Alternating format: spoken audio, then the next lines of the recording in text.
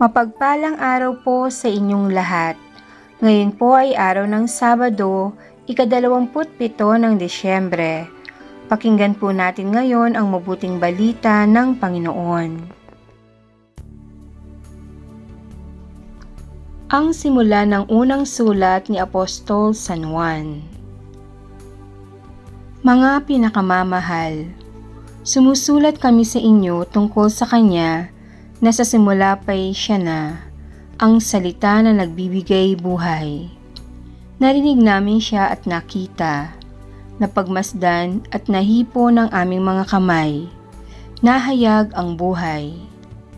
Nakita namin siya at pinatotohanan sa inyo, at ipinangangaral namin sa inyo ang buhay na walang hanggan na kasama ng Ama, at nahayag sa amin.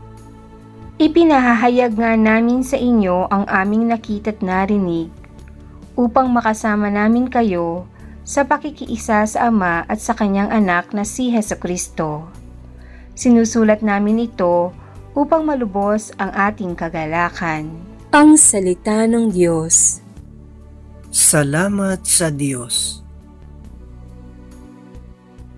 Salmong tugunan. Sa Panginooy magalak, ang masunurit matapat. Ang poon ay maghahari, magalak ang kalupaan.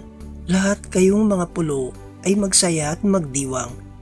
Ang paligid niya'y ulap na lipos ng kadiliman. Kaharian niya'y tapat at salig sa katarungan. Sa Panginooy magalak, ang masunurit matapat.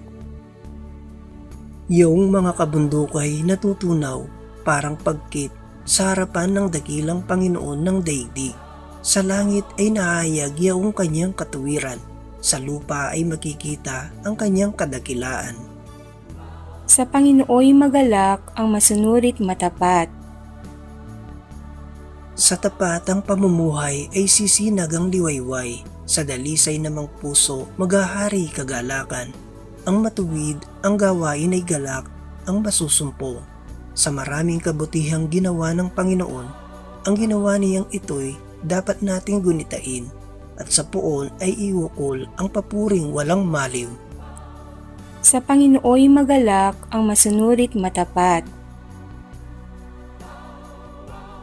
Aleluya, aleluya.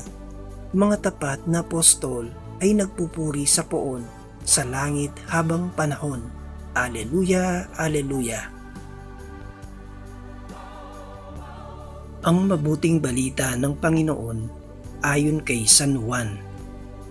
Madilim-dilim pa ng araw ng linggo, patakbong pumunta si Maria Magdalena kay Simon Pedro at sa alagad na mahal ni Jesus. At sinabi sa kanila, kinuha sa libingan ang Panginoon at hindi namin alam kung saan dinala. Kaya't si Pedro at ang nasabing alagad ay nagpunta sa libingan. Kapwa sila tumakbo, ngunit si Pedro ay naunahan ng kasamang alagad. Yumuko ito at sumilip sa loob. Nakita niyang nakalagay ang mga kayong lino, ngunit hindi siya pumasok. Kasunod niyang dumating si Simon Pedro at tuloy-tuloy itong pumasok sa libingan. Nakita niya ang mga kayong lino at ang panyong ibinalot sa ulo. Hindi ito kasama ng mga kayong lino, kundi hiwalay na nakatiklob sa isang tabi. Pumasok din ang alagad na naunang dumating.